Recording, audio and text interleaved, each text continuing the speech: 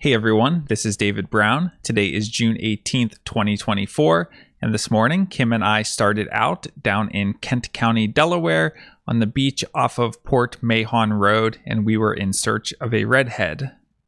The beach was littered with the carcasses of horseshoe crabs, which are a very important species for the shorebirds that migrate through here in the spring and feast on their eggs. We had been given directions to a small trail hidden in the Phragmites, and we pushed our way through and came out to this view overlooking the Little Creek Port Mahon Impoundment. And out in front of us, we scoped a nice mixed flock of ducks. The most numerous duck was ruddy duck. Here we see a couple of males with that nice white cheek patch. And we found our main target. Here we have a male redhead.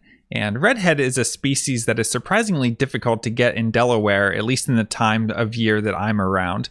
Sometimes you can get them in the winter mixing in with the canvasback flock that hangs out at Silver Lake in Rehoboth, but this winter there weren't any, so we had to track this one down here in mid-June. Next, we headed a few minutes north to Bombay Hook. We arrived around 6:45 a.m. and it was a beautiful sunny morning here as we got to the Raymond Pool. With only a few semi-palmated sandpipers around today, the most numerous shorebird seemed to be willet. We also had really nice looks at an adult Virginia rail that was out in the open. Next, we continued on to the south end of Sheerness Pool, where there were a lot of waders. Here we have two great egrets, including one that caught a fish. And here's everyone's favorite bird to photograph at Bombay Hook. This is a great blue heron. Here's an osprey that caught a fish, or at least part of a fish, what's left of a fish. And here's an osprey that was checking us out from above. In addition to the ospreys, there were also quite a few bald eagles hanging around. We made a stop at the Daily Overlook. This killdeer flew by, and there was a tree swallow in hot pursuit like it was trying to chase it away, which was pretty funny. Here's a black-necked stilt that struck a really glamorous pose. And it lifted its leg up out of the water to show how long they truly are. Here we have an indigo bunting that was perched up and singing at the north end of Sheerness, and we can distinguish them from the similar blue grosbeak because of the smaller size of the indigo bunting. They don't have the chestnut bars on the wings that the blue grosbeaks have, and the songs are quite different, with the indigo bunting song being in groups of twos.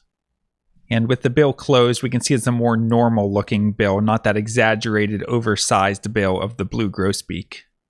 As we came around towards Bear Swamp, we came across this Needham's skimmer, which is one of the more common dragonflies that we seem to see at Bombay Hook.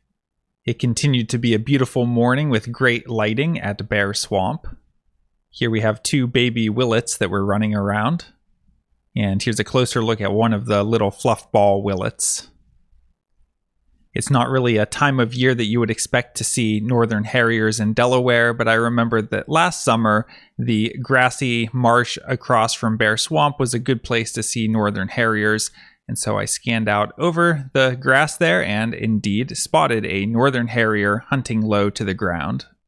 Here we have a small egret with a black bill, some yellow to the face, and black legs with golden slippers. This is a snowy egret.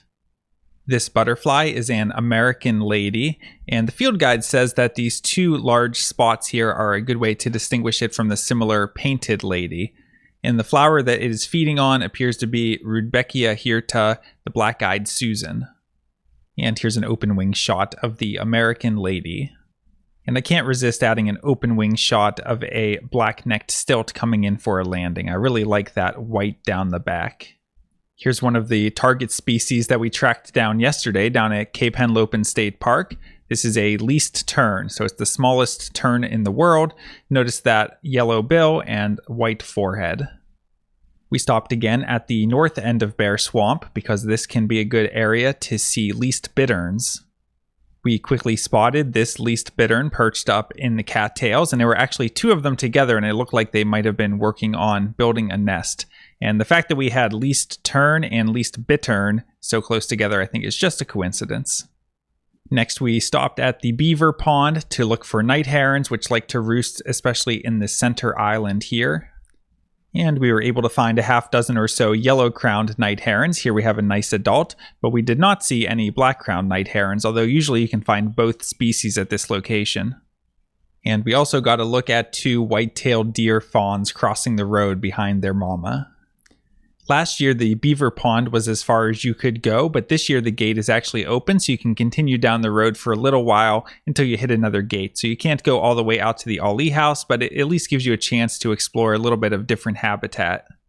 The main highlight in this area was a yellow-breasted chat perched up in a tree, and I had just been saying to Kim that I was hoping to actually get a look at yellow-breasted chat, because we normally hear them calling when we're birding at Bombay Hook, but we very rarely get to see them, so really happy to get some photos of it. And this is a species that scientists really have had a lot of confusion of what to do with. It used to be lumped in with the wood warblers, but actually now it's in its own family. We continued back towards Finnis Pool and found this male ruby-throated hummingbird perched up. We found this pearl crescent feeding on some button bush. As you drive around Bombay Hook in the summer, you'll probably notice a lot of these long red flowers. This is trumpet creeper, Campsis radicans, from the Bignoniaceae family. And this is a species that is native to eastern North America. Here's a dragonfly that we saw in another recent video. This is the blue dasher, Pachydiplax longipennis, and it is in the skimmer family.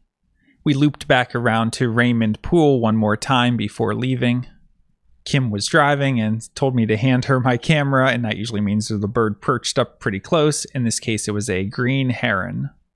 And we had commented that we hadn't seen any glossy ibis for the day, and we had one finally fly over. Just one this time. I think people have been seeing 3 or 4 most days. And by late morning, it was really starting to get hot, especially with that full sunshine, so we decided to get out of there before the heat of the day.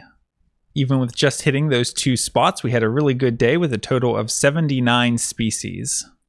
All right, that's it for today. I hope you learned something new, and I know that I certainly learned a lot of new things today from being out in the field and then looking things up in preparation for this video.